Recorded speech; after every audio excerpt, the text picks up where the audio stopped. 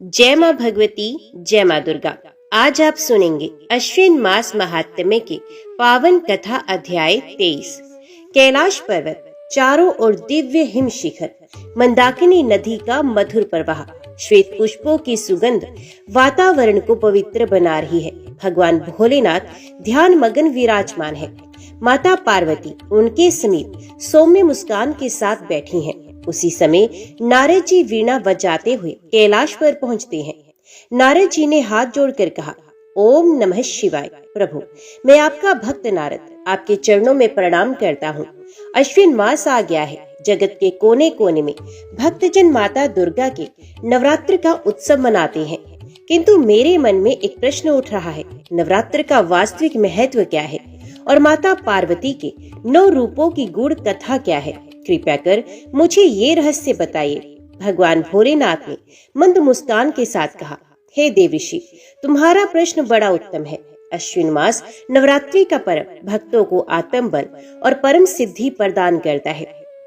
इस काल में देवी के 9 स्वरूपों की उपासना करने से मनुष्य पाप और दुख से मुक्त होकर परम आनंद को प्राप्त करता है। आज मैं तुम्हें माता पार्वती के उन 9 रूपों की अद्भुत कथा सुनाऊंगा, जिन्हें तुम नवदुर्गा कहते हो। ध्यान से सुनो और इसे सब लोकों में प्रचारित करो। भोलेनाथ ने कहा, हे नारद, प्रथम दिन भक्तजन मेरी अर्धांगिनी माता पार्वती के शैलपुत्री स्वरूप की आराधना करते हैं। एक समय की बात है, पर्वतराज हिमालय की पत्नी मैना ने कठोर तप किया। उनका हृदय इच्छा करता था कि स्वयं महाशक्ति उनके घर पुत्री रूप में अवतरित हो। अनेक वर्षों की साधना के पश्चात माता ने वरदान दिया कि हे मैना, मैं तुम्हारे गर्भ से उत्पन्न होकर जगत का कल्याण करूंगी। समय आने पर माता ने एक दिव्य कन्या को जन्म दिया। उसके अंग पर्वतों की भांति दृढ़ थे, मुखमंडल चंद्रमा के समान शीतल और नेत्र कमल के समान कोमल। वे बालिका पर्वतराज की पुत्री थी, इसलिए उसका नाम पड़ा शैलपुत्री। जब वे बालिका पर्वतों के बीच खेलती तो वनस्पतियां हरी भरी हो जाती, नदियां स्वच्छ जल से लबालब भर जाती, देवगण उसे देखकर नतमस्तक हो जाते। नारद जी ने आश्चर्य से कहा, भगवान, क्या यही शैलपुत्री आगे चलकर माता पार्वती कहलाएंगी? भोलेनाथ ने मुस्कुराकर कहा, हाँ देवऋषि, यही शैलपुत्री कालांतर में तपस्या करके मुझे पति रूप में प्राप्त करती हैं, किंतु उनके बाल्य काल से ही असुरों का विनाश आरंभ हो गया।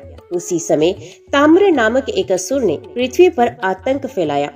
वे पर्वतों को काटता, नदियों को सुखाता और ऋषियों के यज्ञों को भंग कर देता। जब शैलपुत्री ने देखा कि साधु संत कष्ट पा रहे हैं, तो उन्होंने एक दिव्य रूप धारण किया। उनका स्वरूप अत्यंत मनोहर था।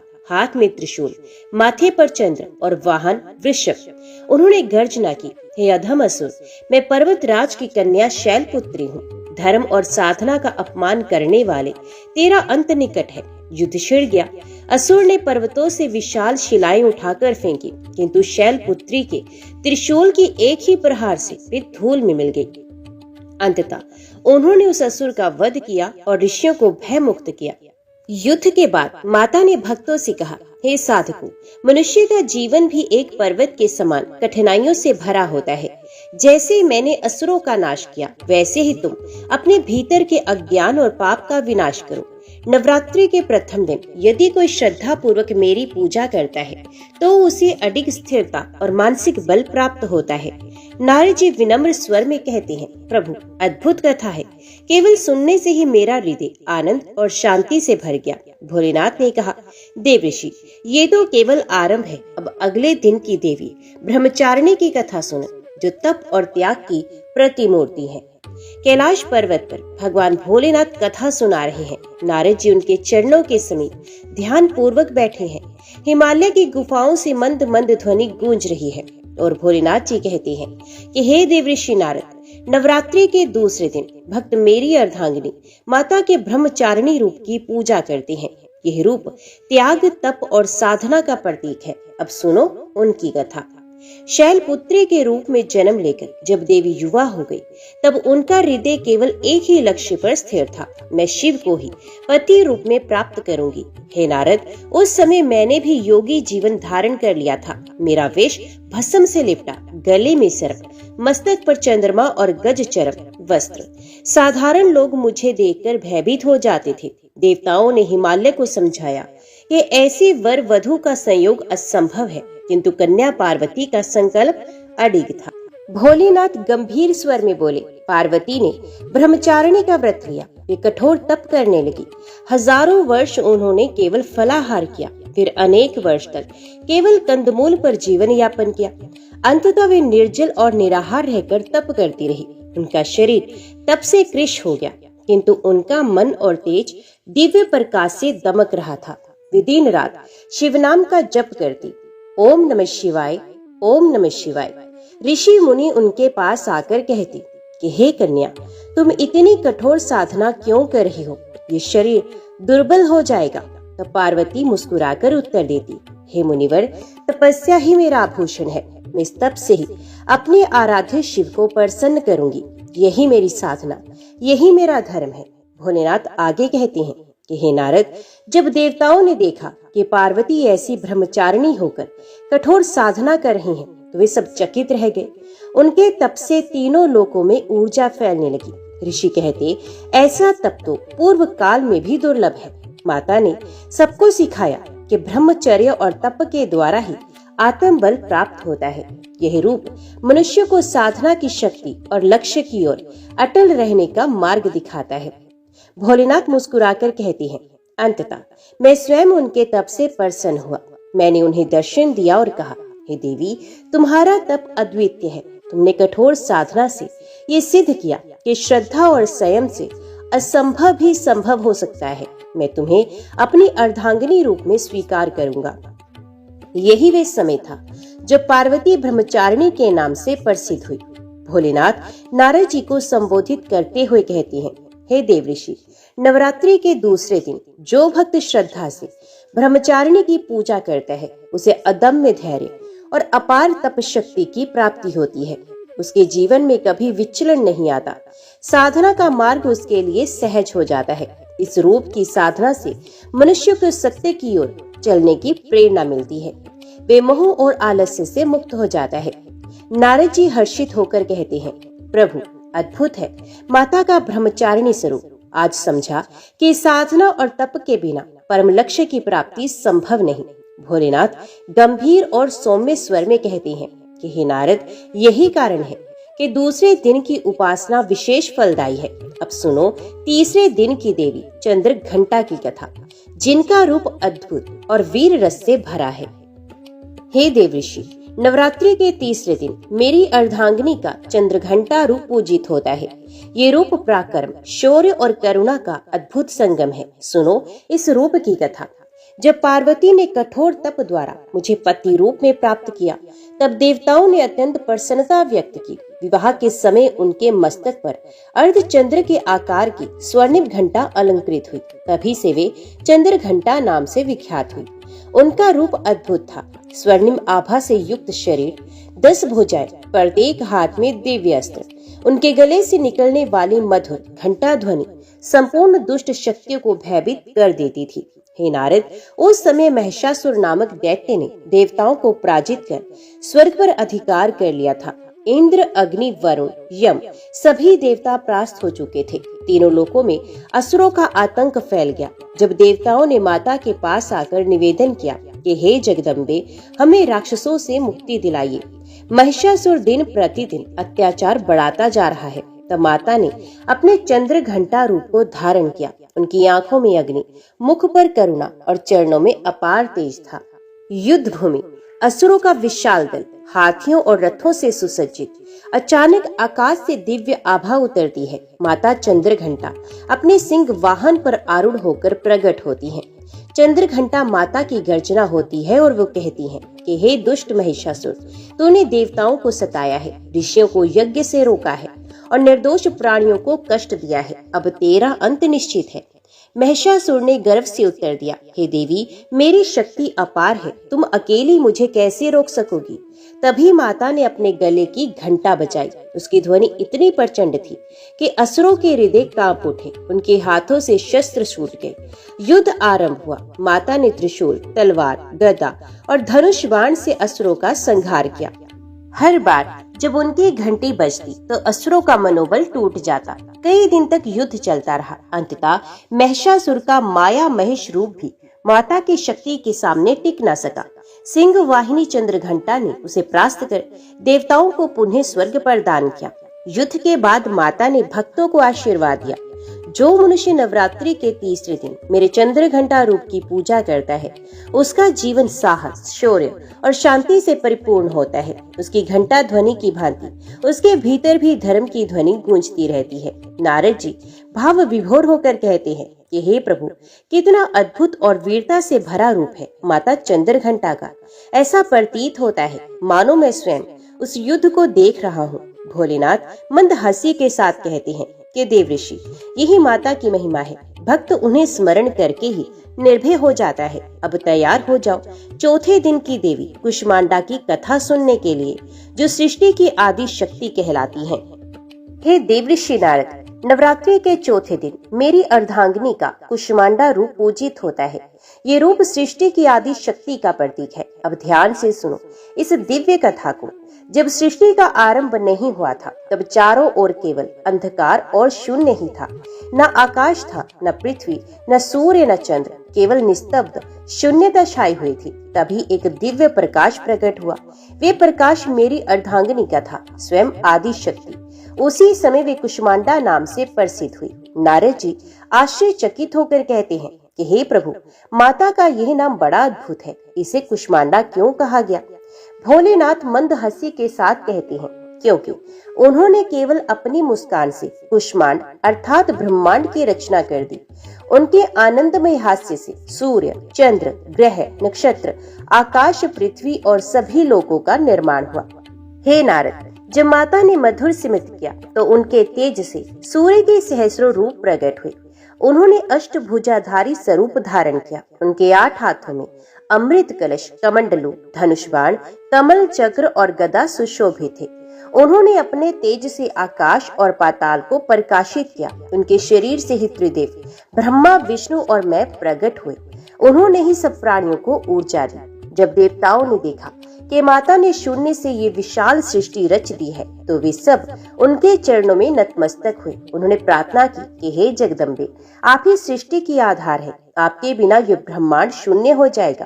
कृपया कर हमें धर्म की रक्षा हेतु बल प्रदान करें। तब माता ने कहा, हे देवगण, जो मनुष्य श्रद्धा से मेरी पूजा करेगा, उसे तेज, बल और दीर्घायु प्राप्त होगी।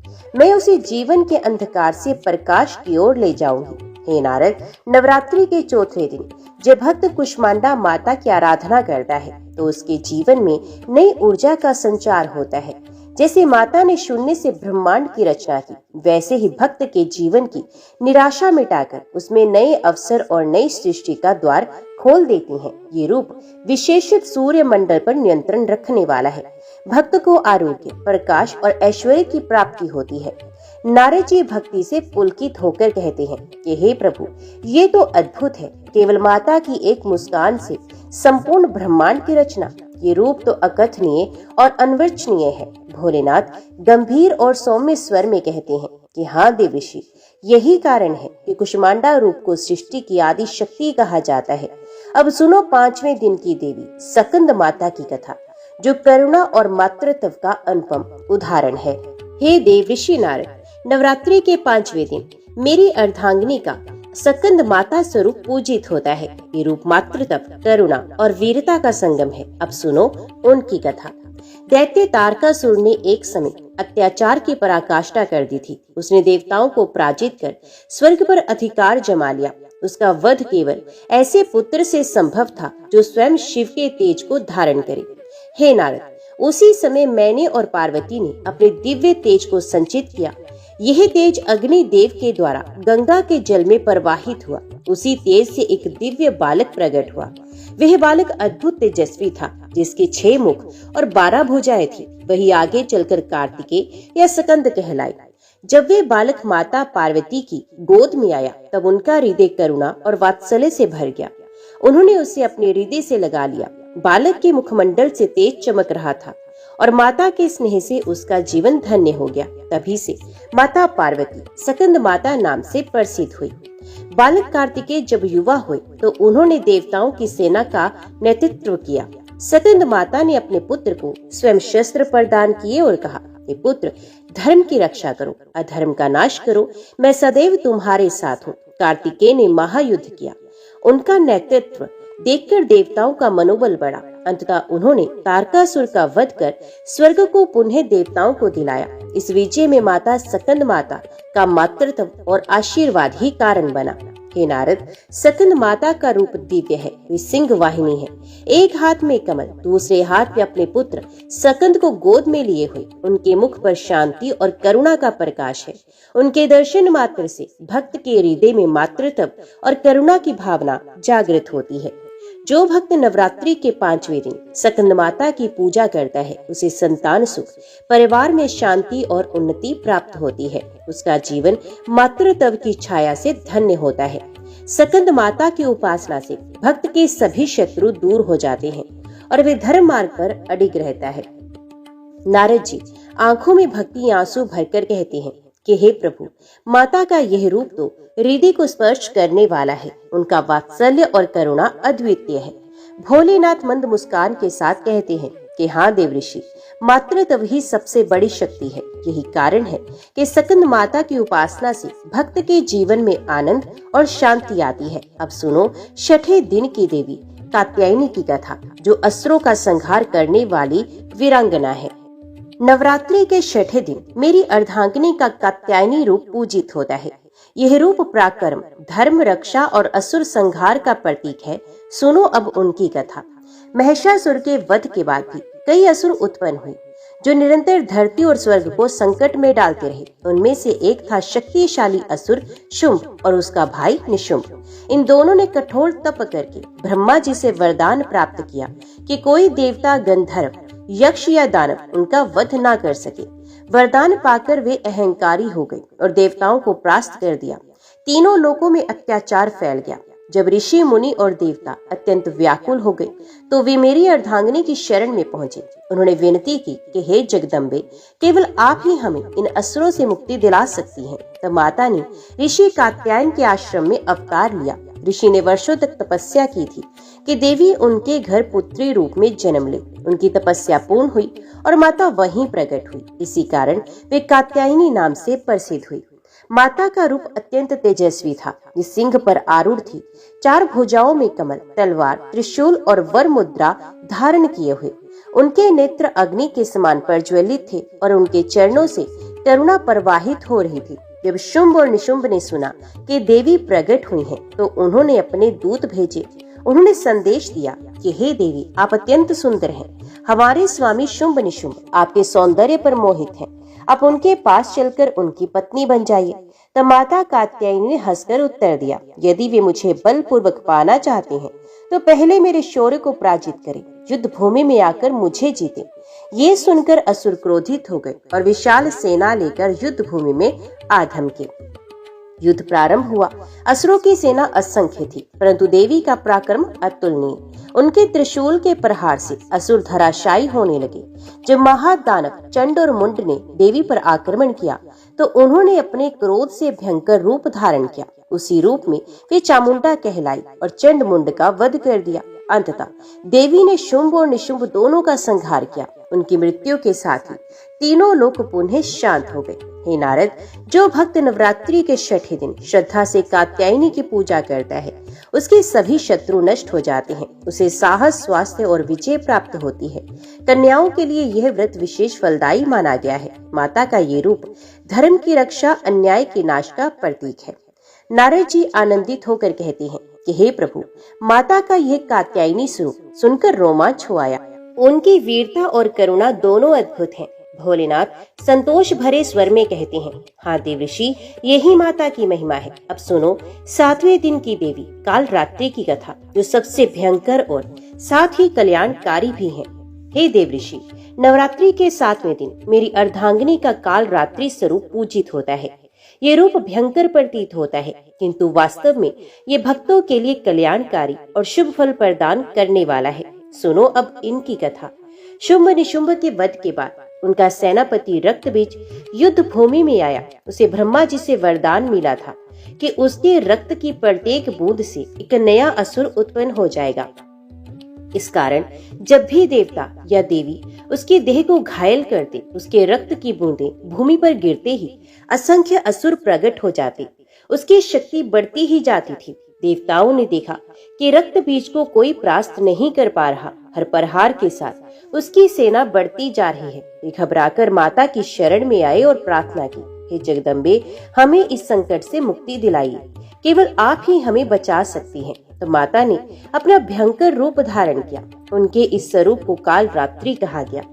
हे नारद, माता का रूप उस समय अत्यंत भयंकर था। उनका शरीर श्याम वर्ण था, बाल खुले हुए, नेत्र अग्नि के समान लाल। वे गधे पर आरूढ़ थी। 4 भुजाओं में वज्र, खड्ग और वर मुद्रा संकेत। उनका श्वास ज्वालामुखी के समान था। जब वे प्रकट हुई तो तीनों लोग कांप उठे। माता कालरात्रि ने युद्ध भूमि में प्रवेश किया। रक्त बीज ने उनका उपहास करते हुए कहा, देवी, चाहे जितना मुझे घायल करो, मेरी प्रत्येक रक्त बूंद से नया योद्धा खड़ा होगा। तू मुझे कभी परास्त नहीं कर सकती। तब माता ने गर्जना की कि हे दुष्ट, तेरे अंत का समय आ गया है। उन्होंने अपना मुख विशाल किया और जब जब रक्त बीज का रक्त टपका, माता ने उसे चूस लिया। इस प्रकार कोई भी रक्त की बूंद भूमि पर ना गिर पाई। धीरे धीरे रक्त बीज की शक्ति क्षीण होने लगी और अंततः माता ने उसे अपने त्रिशूल से भेद कर उसका संहार कर दिया। हे नारद, माता कालरात्रि का रूप यद्यपि भयंकर है, परंतु उनके आशीर्वाद से भक्त का समस्त भय दूर हो जाता है। नवरात्रि के 7वें दिन जो उनकी पूजा करता है, वे रोग, शोक और संकट से मुक्त होकर निर्भय जीवन जीता है। उसके जीवन में शुभता और कल्याण का वास होता है।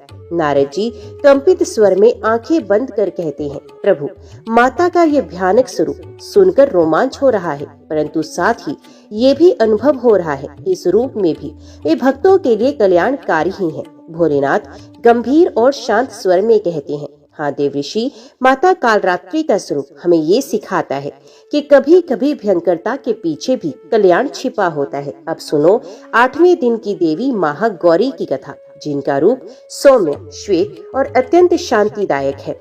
हे देव ऋषि, नवरात्रि के 8वें दिन मेरी अर्धांगिनी का महागौरी रूप पूजित होता है। ये रूप निर्मलता, करुणा और पवित्रता का प्रतीक है। अब सुनो उनकी कथा। जब पार्वती ने मुझे पति रूप में पाने के लिए घोर तप किया था, तब उनका शरीर कठोर साधना से कृशकाय और काला हो गया। वर्षों तक वनों में रहकर सूर्य की तपन और वर्षा को सहते हुए उन्होंने जो तपस्या की, उससे उनका रूप अत्यंत मलिन हो गया था। हे नारद, जब मैंने उनकी इस तपस्या को स्वीकार किया और उन्हें अर्धांगिनी बनाया, तब गंगा जी के पवित्र जल ने उनके शरीर को स्पर्श किया। उसी क्षण उनका वर्ण चंद्रमा के समान उज्जवल और श्वेत हो गया। तभी वे महागौरी नाम से प्रसिद्ध हुई। माता महागौरी का रूप अत्यंत मनोहर है। वे श्वेत वस्त्रों में सुसज्जित हैं। उनके 4 हाथ हैं, एक हाथ में त्रिशूल, दूसरे में डमरू, तीसरे हाथ से वे वरदान देती हैं और चौथे से अभय मुद्रा। वे वृषभ पर आरूढ़ हैं। उनके मुखमंडल से दिव्य शांति और करुणा की ज्योति प्रस्फुटित होती है। उनके दर्शन से ही पाप नष्ट हो जाते हैं और हृदय में निर्मलता भर जाती है। हे नारद, नवरात्रि के 8वें दिन जो भक्त श्रद्धा से महागौरी की पूजा करता है, उसके जीवन की सारी मलिनता दूर हो जाती है, उसके पाप क्षीण हो जाते हैं और उसे आत्मबल तथा शांति प्राप्त होती है। महागौरी की उपासना से दाम्पत्य सुख मिलता है, संतान सुख मिलता है और परिवार में सौभाग्य का वास होता है। वे भक्तों के सभी दुखों का अंत करती हैं और उनके जीवन में नया प्रकाश भर देती हैं। माता महागौरी हमें ये सिखाती हैं कि जीवन कितना भी कठिन क्यों ना हो, यदि हम धैर्य और श्रद्धा से साधना करें तो अंततः पवित्रता और सफलता प्राप्त होती है। कठोर तप के बाद ही निर्मलता और ज्ञान का उज्जवल रूप सामने आता है। नारद जी भाव विभोर होकर कहते हैं कि प्रभु, माता महागौरी का यह रूप तो हृदय को शांति से भर देता है। जैसे चंद्रमा की शीतलता से मन प्रसन्न हो जाता है, वैसे ही उनके स्मरण से आत्मा निर्मल हो जाती है। भोलेनाथ मुस्कुराते हुए कहते हैं, सही कहा देव ऋषि, यही माता की महिमा है। अब सुनो नवरात्रि के 9वें दिन की देवी सिद्धिदात्री की कथा, जो सभी सिद्धियों की प्रदात्री हैं और भक्तों को परम कल्याण देती हैं। नारद, नवरात्रि का नवम और अंतिम दिन मेरी अर्धांगिनी के सिद्धिदात्री रूप की उपासना के लिए है। ये समस्त सिद्धियों और शक्तियों के प्रदात्री हैं। उनके बिना कोई भी देव, दानव, मनुष्य या योगी सिद्धि प्राप्त नहीं कर सकता। प्राचीन काल में जब सृष्टि का आरंभ हुआ, तब देवताओं और ऋषियों ने तप किया और माता की स्तुति की। उनकी करुणा से माता ने अष्ट सिद्धियां प्रदान की। अणिमा, महिमा, गरिमा, लघिमा, प्राप्ति, प्राकम्य, ईशतव, वशितव। इन सभी सिद्धियों की अधिष्ठात्री स्वयं माता सिद्धिदात्री हैं। माता सिद्धिदात्री कमलासन पर विराजमान रहती हैं। उनके 4 हाथ हैं, एक में चक्र, दूसरे में शंख, तीसरे में गदा और चौथे में कमल। उनका रूप अत्यंत शांत, सौम्य और करुणामय है। उनके मुखमंडल पर दिव्यता की ज्योति चमकती रहती है। देवता, ऋषि, गंधर्व, यक्ष और साधक उनकी उपासना करके सिद्धियां प्राप्त करते हैं। हे नारद, तुम्हें एक रहस्य बताऊं। जब मैंने माता की आराधना की थी, तब उन्होंने मुझे भी अष्ट सिद्धियां और नव निधियां प्रदान की थी। उनकी कृपा से ही मैं अर्धनारीश्वर कहलाया। अतः ये स्मरण रखना कि मैं जो कुछ भी हूँ, वे माता की ही अनुकंपा से हूँ। हे नारद, नवरात्रि के नवम दिन जो भक्त श्रद्धा से सिद्धिदात्री की पूजा करता है, उसे न केवल सिद्धियां मिलती हैं, बल्कि उसका जीवन पूर्णता और सफलता से भर जाता है। सांसारिक सुख हो या आध्यात्मिक उपलब्धि, सब कुछ माता की कृपा से ही संभव है। वे ही परम ज्ञान और परम मोक्ष की प्रदात्री हैं। माता सिद्धिदात्री हमें ये संदेश देती हैं कि जब तक हम अहंकार छोड़कर श्रद्धा और भक्ति से उनकी शरण में नहीं जाते, तब तक सच्चा कल्याण संभव नहीं। वे अंतिम और सर्वोच्च शक्ति हैं, जिनकी उपासना से साधक जीवन मरण के बंधनों से मुक्त होकर परम ब्रह्म में लीन हो जाता है। नारद जी भाव विभोर होकर कहते हैं कि हे प्रभु, ये कथा तो जीवन का सार है। माता सिद्धिदात्री की महिमा सुनकर ऐसा लग रहा है मानो समस्त ज्ञान और शांति हृदय में उतर गई हो। भोलेनाथ मधुर स्वर में कहते हैं कि हाँ देव ऋषि, यही नवरात्रि का रहस्य है। 9 दिनों में माता के 9 रूपों की उपासना करके भक्त अपने जीवन के सभी अंधकारों को दूर कर देता है और परम कल्याण को प्राप्त होता है। जय माँ भगवती, जय माँ दुर्गा। नवरात्रि के 7वें दिन सप्तमी तिथि को माता दुर्गा के 7वें स्वरूप माँ काल रात्रि की पूजा की जाती है। अपने नाम के अनुसार काल अर्थात मृत्यु, अंधकार और रात्रि अर्थात रात का भय नाश करने वाली देवी है। माता कालरात्रि का स्वरूप अत्यंत भयानक है, लेकिन वे अपने भक्तों के लिए अत्यंत शुभ और कल्याणकारी है। माता का वर्ण श्याम रंग का है। उनके केश बिखरे हुए हैं। उनके 3 नेत्र हैं, जो ब्रह्मांड समान गोल और अग्नि के समान प्रज्वलित हैं। उनके गले से बिजली जैसी चमक निकलती है। वे गर्दभ पर सवार होती हैं। उनके 4 हाथ हैं। दाहिने हाथ में वर मुद्रा और अभय मुद्रा, बाएं हाथ में खड्ग और लोहे का कांटा। माँ काल रात्रि को शुभकारी भी कहा जाता है। उनका भयंकर रूप देखकर दुष्ट कांप उठते हैं, लेकिन भक्तों को वे निर्भय करती हैं। वे अंधकार, जादू टोना, भूत प्रेत और दुष्ट शक्तियों का नाश करती हैं। इनकी पूजा से साधक को साहस, शक्ति और सुरक्षा प्राप्त होती है। बहुत समय पहले, जब धरती पर आज की तरह बिजली की रोशनी नहीं फैली थी, जब अंधेरी रातें सचमुच रहस्य और भय से भरी होती थी, तब लोग अपने जीवन को प्रकृति और देवी देवताओं की कृपा पर ही निर्भर मानते थे। पहाड़ों से घिरा, नदियों से सिंचित और घने जंगलों के बीच बसा एक गांव था, जिसका नाम था कौशलपुर। कौशलपुर भले ही छोटा था, लेकिन यहाँ के लोग बड़े दिल वाले, मेहनती और धार्मिक थे। वे दिन भर खेती बाड़ी करते, शाम होते ही ढोलक और मंजीरे की ताल पर भजन गाते और हर त्योहार को पूरे उत्साह से मनाते। किंतु एक बात गांव वालों के दिल में हमेशा खटकती थी। जैसे ही सूरज ढलता, अंधकार का एक अजीब सा बोझ पूरे गांव पर उतर आता। रात होते ही पशु चौंकने लगते, बच्चे डरकर माँ की गोद में सिमट जाते और बड़ों के चेहरों पर चिंता की लकीरें खिंच जाती। जंगल से अक्सर ऐसी आवाजें आती जिन्हें सुनकर लोग कह उठते, ये सामान्य नहीं, यह किसी अदृश्य शक्ति का खेल है।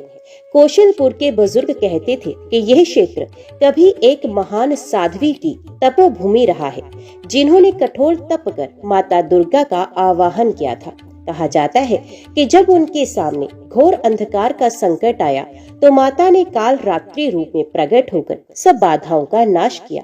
माता कालरात्रि का स्वरूप भले ही भयंकर प्रतीत होता हो, उनका रंग श्याम है, उनके केश बिखरे हुए हैं और उनके 3 नेत्र प्रज्वलित अग्नि के समान चमकते हैं।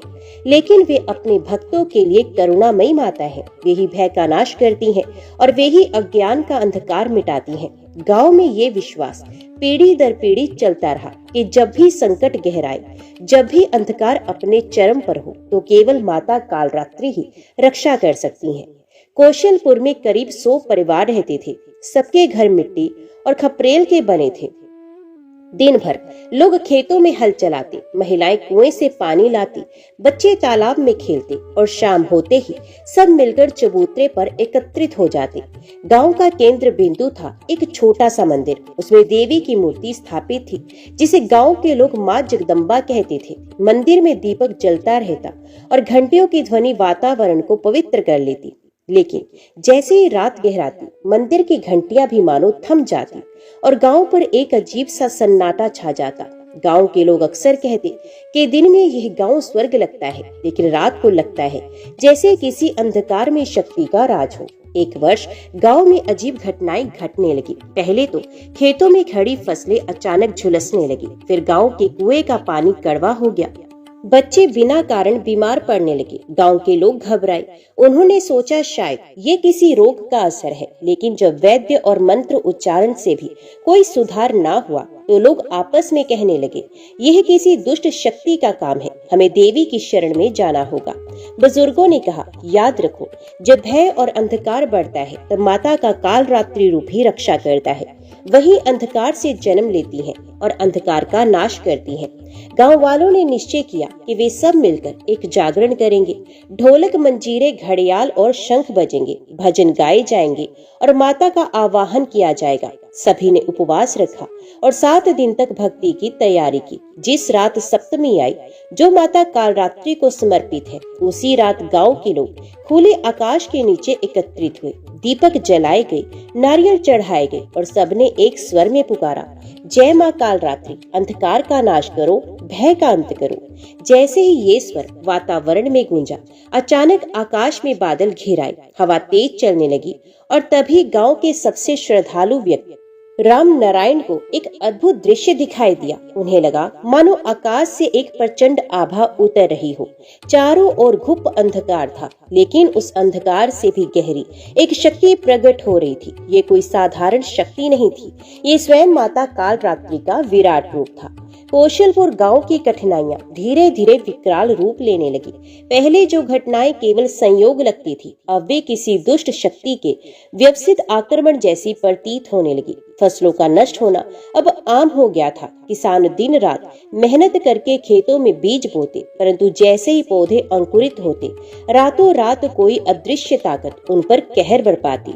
सुबह खेतों में खड़े लोग देख लेते कि सारी फसलें काली पड़ गई हैं, जैसे किसी ने आग से झुलसा दिया हो। पशु भी असामान्य व्यवहार करने लगे। बैल अचानक उग्र हो उठते, बकरियां बिना कारण बै बै करती और कुत्ते पूरी रात भौंकते रहते।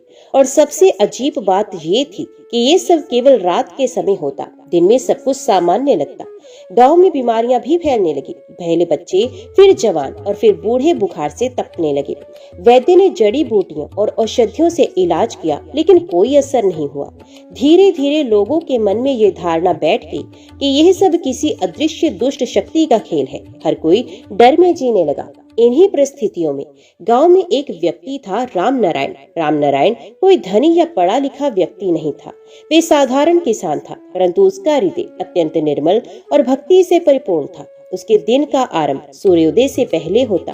वे सबसे पहले स्नान करता, फिर गांव के मंदिर में दीप जलाता और माता की मूर्ति के सामने सर झुकाकर कहता, हे माँ, मेरे गांव की रक्षा करना, हम सबको निर्भय बनाना। गांव के लोग उसे सम्मान की दृष्टि से देखते और वे कहते, राम नारायण का हृदय बहुत पवित्र है, उसकी प्रार्थना अवश्य सुनी जाएगी। राम नारायण का जीवन कठिनाइयों से भरा था। उसकी पत्नी का देहांत कई वर्ष पहले हो चुका था। उसके 2 छोटे बच्चे थे, गोपाल और मीरा। वे दिन रात मेहनत करके खेतों में काम करता और बच्चों की देखभाल करता, परंतु इन कठिन परिस्थितियों में भी उसके चेहरे पर कभी निराशा की छाया नहीं आती थी। वे हमेशा कहता, जो कुछ होता है वे माँ की इच्छा से होता है, हमें बस माँ की भक्ति में डटे रहना है। गांव के अन्य लोग अब पूरी तरह भयभीत हो चुके थे। रात होते ही कोई भी घर से बाहर निकलने की हिम्मत नहीं करता। बुजुर्ग महिलाएं बच्चों को डराकर चुप कराती, सो जा बेटा, वरना अंधकार की शक्ति आ जाएगी।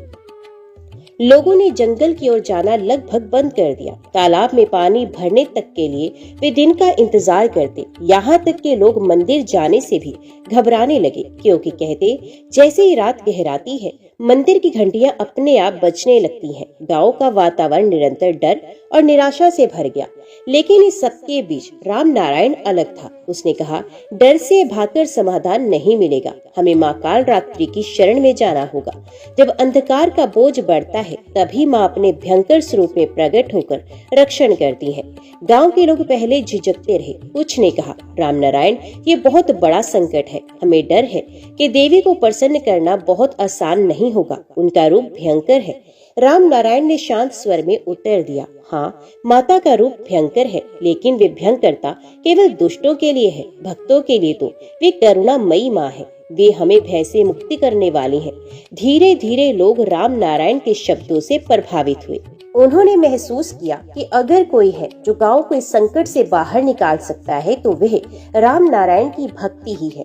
राम नारायण ने निश्चय किया कि वह माता काल रात्रि का आवाहन करेगा।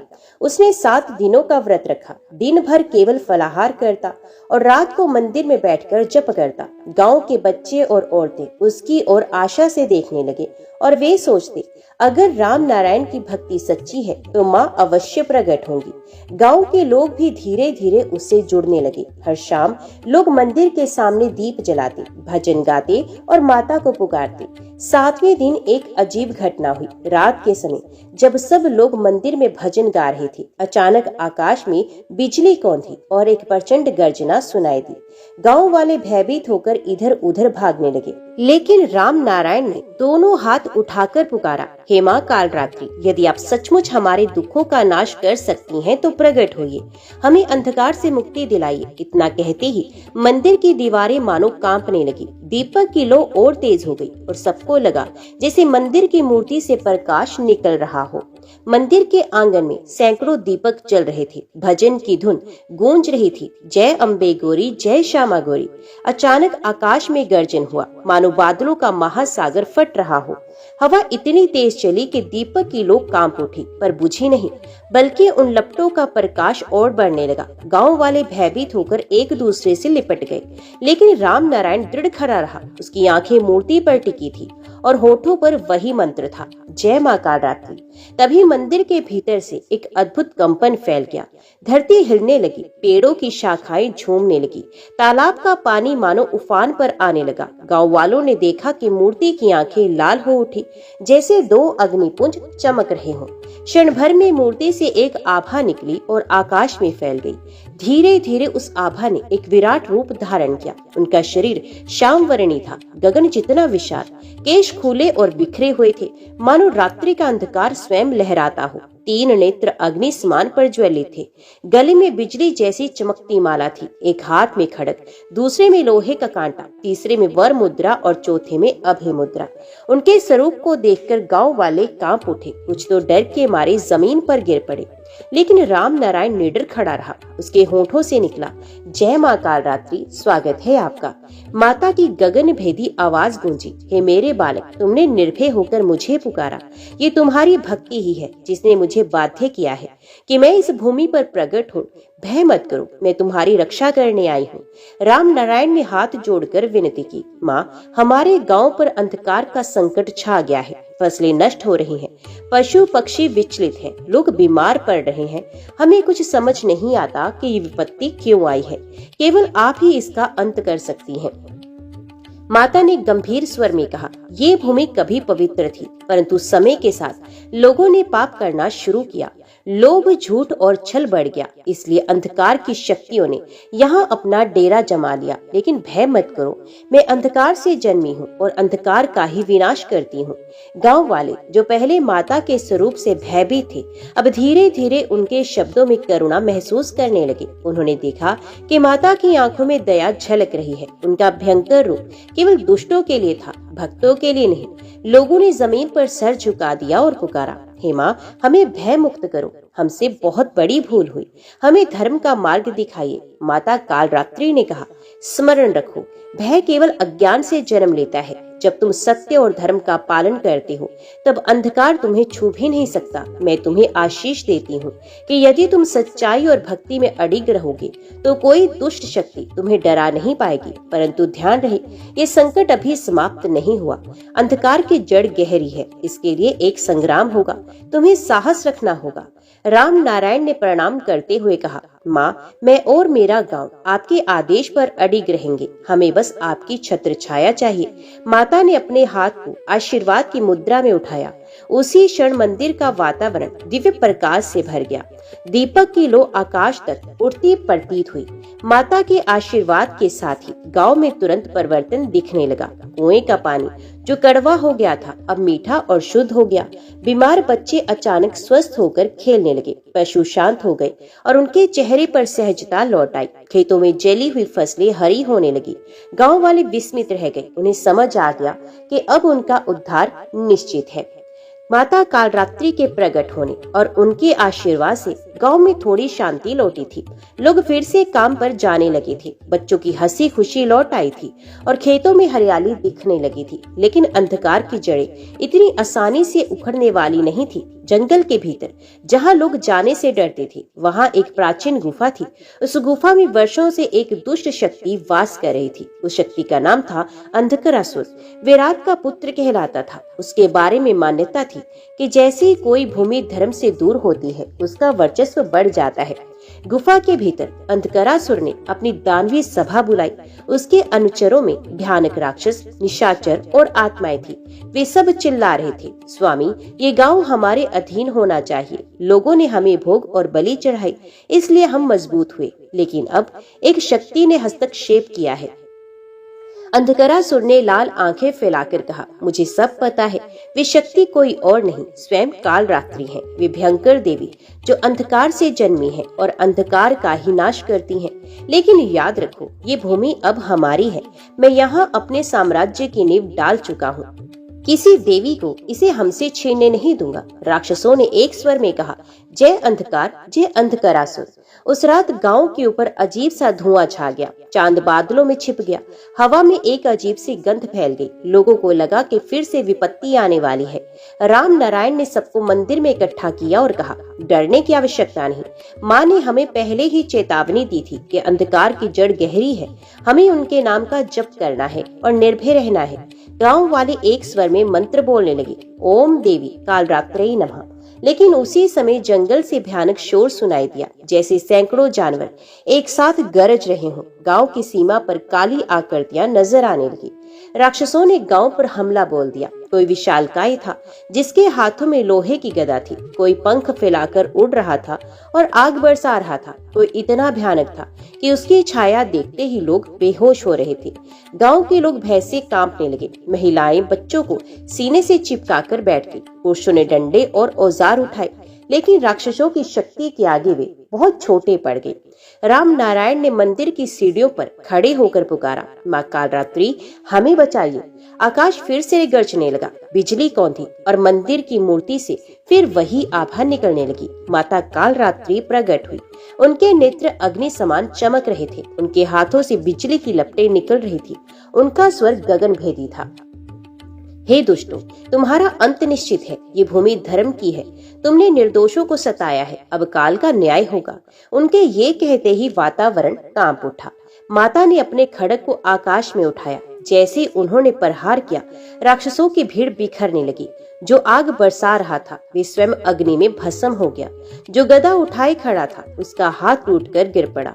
उड़ने वाले राक्षस गिरकर धूल में मिल गए। गांव वाले विस्मित होकर देख रहे थे कि माता का एक एक वार हजारों दुष्टों का संहार कर रहा था। राम नारायण ने बच्चों से कहा, देखो, यही हमारी माँ है। भयंकर रूप में भी वे हमारी रक्षा कर रही हैं।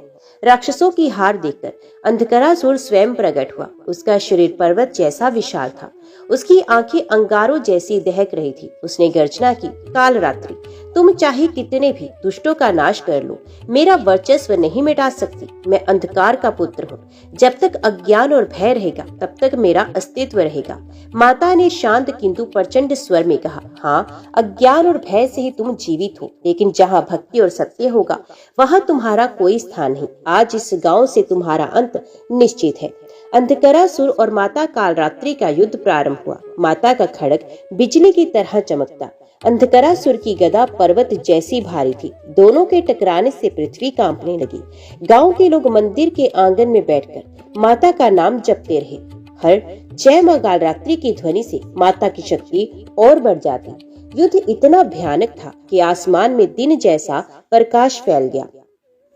माता कालरात्रि और अंधकरासुर का संग्राम भयंकर रूप ले चुका था। धरती कांप रही थी, आकाश में बिजली चमक रही थी और चारों ओर से भव्य गर्जना हो रही थी। गांव वाले मंदिर के आंगन में दुबके हुए थे। कोई आंखें बंद करके मंत्र जप रहा था, कोई बच्चों को सीने से चिपकाए रो रहा था। राम नारायण मंदिर की सीढ़ियों पर खड़ा था। उसके सामने दृश्य था, एक और उसकी माँ जो अंधकार का विनाश करने के लिए लड़ रही थी, और दूसरी ओर राक्षसों का राजा जो भय और अज्ञान का प्रतीक था। राम नारायण के हृदय में एक ही बात चल रही थी, ये युद्ध केवल शस्त्रों से जीता नहीं जा सकता। इसमें भक्त की भक्ति और प्रार्थना ही माता को बल दे सकती है। राम नारायण ने आंखें बंद की और गहरी सांस ली। वे भीषण युद्ध के शोर को अनसुना करके माता के चरणों का ध्यान करने लगा। उसने प्रण किया, माँ, जब तक इस गांव से अंधकार मिट नहीं जाता, मैं एक क्षण भी विश्राम नहीं करूंगा। मैं प्राणों की परवाह किए बिना आपकी साधना करूंगा। यदि मेरी भक्ति सच्ची है तो वह आपकी शक्ति को सहारा देगी। राम नारायण ने गांव वालों को एकत्रित किया और उसने कहा, भाइयों और बहनों, ये संग्राम केवल माता का नहीं, हमारा भी है। यदि हम सब मिलकर प्रार्थना करेंगे तो हमारी सामूहिक भक्ति से माँ की शक्ति बढ़ेगी। आओ हम सब मिलकर यज्ञ करें, मंत्र जपें और भजन गाएं। गांव के लोग पहले भयभीत थे, लेकिन राम नारायण के शब्दों में इतनी दृढ़ता थी कि सब तैयार हो गए। औरतों ने अपने आभूषण और धान के दाने दान किए, बच्चों ने फूल इकट्ठा किए, पुरुषों ने लकड़ियां और घी जुटाया। मंदिर के आंगन में एक विशाल अग्नि कुंड सजाया गया। सबने मिलकर उसमें आहुति डाली और एक स्वर में मंत्र गूंज उठा, ओम एम हीम क्लीम चामुंडाय विच्चे। जैसे जैसे लोग मंत्र जपते रहे, अग्नि की लपटें और ऊंची उठने लगी। आकाश में अंधकार की लहरें कांप उठी। माता कालरात्रि के नेत्र और प्रज्वलित हुए। उनके वारों की गति तेज हो गई। अंधकरासुर चिल्लाया, ये क्या हो रहा है? तुम्हारी शक्ति अचानक क्यों बढ़ रही है? तो माता ने उत्तर दिया, ये मेरे भक्तों की भक्ति है। जब भक्त निष्काम भाव से प्रार्थना करता है तो वे मेरी शक्ति का अंग बन जाता है। तू लाख शक्तिशाली हो, लेकिन भक्त और माँ का संबंध अटूट है। सामूहिक यज्ञ के बाद भी राम नारायण को लगा कि अभी और तप आवश्यक है। ये अकेले मंदिर की सबसे ऊपरी सीढ़ी पर बैठ गया। उसने अन्न जल त्याग दिया और केवल माँ कालरात्रि का नाम जपने लगा। उसकी आंखें लाल हो गई, शरीर कमजोर होने लगा, लेकिन उसका मन दृढ़ था। वे बार बार यही कहता कि माँ, मेरे प्राण जाएं पर गांव के लोग सुरक्षित रहें। उसकी ये निस्वार्थ भक्ति माता के हृदय को छू गई। राम नारायण के जपते ही मंदिर की घंटियां अपने आप बजने लगी। आकाश से पुष्पों की वर्षा होने लगी। गांव वाले हैरान होकर बोले, ये तो देवी की कृपा का संकेत है। राम नारायण की भक्ति ने माँ को और प्रबल बना दिया है। माता कालरात्रि ने युद्ध भूमि में गर्जना की, अंधकरासुर, देख, ये है सच्ची भक्ति का बल। तू भय फैलाता है पर मेरे भक्त आशा जगाते हैं। आज तेरी हार निश्चित है। अचानक राम नारायण को लगा कि उसके भीतर कोई दिव्य शक्ति प्रवेश कर रही है। उसने देखा कि माता स्वयं उसके सामने खड़ी है, पर यह दृश्य केवल उसी को दिखाई दे रहा था। माता ने मुस्कुराकर कहा, बालक, तेरी भक्ति ने मुझे प्रसन्न कर दिया। तूने निडर होकर मेरी आराधना की, इसलिए मैं तुझे एक वरदान देती हूँ। जब तक तेरी संतानें जीवित रहेंगी, ये गांव अंधकार से मुक्त रहेगा। राम नारायण की आंखों में आंसू आ गए। उसने कहा, माँ, मुझे अपने लिए कुछ नहीं चाहिए, बस इतना आशीर्वाद दीजिए कि मेरे गांव वाले हमेशा सत्य और भक्ति के मार्ग पर चले। माता ने आशीर्वाद देते हुए कहा, ऐसा ही होगा। युद्ध भूमि में अंधकरासुर ये सब देखकर और क्रोधित हो गया। उसने गर्जना की, कालरात्रि, मैं तुझे और तेरे भक्त को नष्ट कर दूंगा। तेरी शक्ति भक्त की भक्ति पर निर्भर है, तो मैं उस स्तोत्र को ही समाप्त कर दूंगा। उसने अपनी गदा उठाकर सीधे मंदिर की ओर प्रहार किया। गांव वाले भयभीत होकर चिल्लाए, लेकिन जैसा ही गदा मंदिर के पास पहुंची वे राख में बदल गई। राम नारायण के मंत्र उच्चारण ने उसकी शक्ति को निष्फल कर दिया। आकाश में बिजली कड़क रही थी, धरती कांप रही थी। माता कालरात्रि और अंधकरासुर आमने सामने खड़े थे। माता का स्वरूप भयंकर और तेजस्वी था। अंधकरासुर का शरीर पर्वत जैसा विशाल था। उसकी गदा से लपटें निकल रही थी। जब दोनों के अस्त्र आपस में टकराते तो ऐसा लगता मानो पूरी सृष्टि हिल उठी हो। गांव वाले मंदिर के आंगन में खड़े होकर भय और आशा के बीच डूब उतर रहे थे। राम नारायण मंत्र जप कर माता को बल दे रहा था। अंधकरासुर ने देखा कि माता की शक्ति लगातार बढ़ रही है। उसने सोचा, यदि मैं सीधे युद्ध करता रहा तो हार निश्चित है, मुझे छल का सहारा लेना होगा। वे अचानक अदृश्य हो गया। आकाश में काला धुआं छा गया। गांव वालों को लगा कि चारों ओर से हजारों दुष्ट आ गए हैं। औरतें चीखने लगी, बच्चे रोने लगे, लेकिन माता ने अपनी प्रचंड दृष्टि से धुआं चीर दिया। उनकी तीसरी आंख से अग्नि की ज्वाला निकली और अदृश्य राक्षसों की सेना तुरंत भस्म हो गई। अंधकरासुर को लगा कि वह माता के सामने टिक नहीं पाएगा। तभी माता ने अपना विराट रूप धारण किया। उनका शरीर आकाश को छूने लगा। उनके केश रात की तरह चारों ओर फैल गए। उनकी सांस से अग्नि की लपटें निकलने लगी। उनके पैरों के नीचे धरती कांपने लगी। गांव वालों ने ये रूप देखा तो वे दंडवत होकर गिर पड़े। उनकी आंखों से आंसू बहने लगे। वे एक स्वर में पुकारने लगे, जय मां कालरात्रि, जय मां कालरात्रि। अब युद्ध का अंतिम चरण शुरू हुआ। अंधकरासुर ने अपनी पूरी शक्ति समेटी। उसने पहाड़ जितना बड़ा पत्थर उठाया और माता की ओर फेंका, लेकिन माता ने अपने खड्ग से एक ही प्रहार किया और वह पत्थर 1000 टुकड़ों में बिखर गया।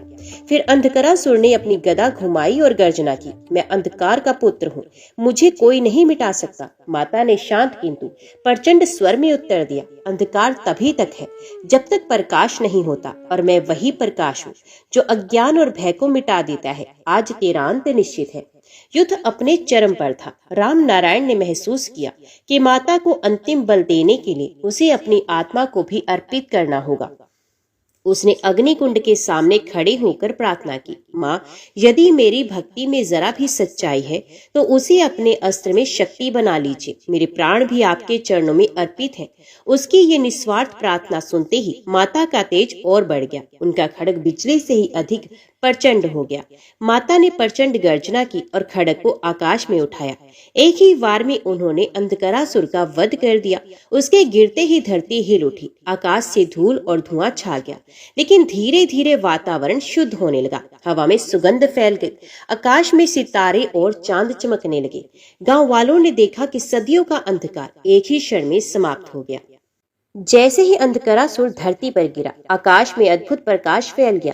जिस गांव को बरसों से अंधकार और भय ने घेर रखा था, वहां पहली बार रात भी शांत और मधुर लग रही थी। हवा में सुगंध थी, वातावरण निर्मल और स्वच्छ। गांव के लोग मंदिर की ओर दौड़े। सबके चेहरों पर आंसू थे, लेकिन वे आंसू दुख के नहीं बल्कि आनंद और कृतज्ञता के थे। वे एक स्वर में गा उठे, जय मां कालरात्रि, जय मां कालरात्रि। माता कालरात्रि ने जब देखा कि अंधकार नष्ट हो चुका है तो धीरे धीरे उन्होंने अपना भयंकर रूप त्याग कर सौम्य स्वरूप धारण किया। अब उनका रूप मातृवत, दयामयी और शांत हो गया। उनके नेत्रों में करुणा थी। उनके चरणों से प्रकाश फैल रहा था। उनके हाथ आशीर्वाद की मुद्रा में उठे हुए थे।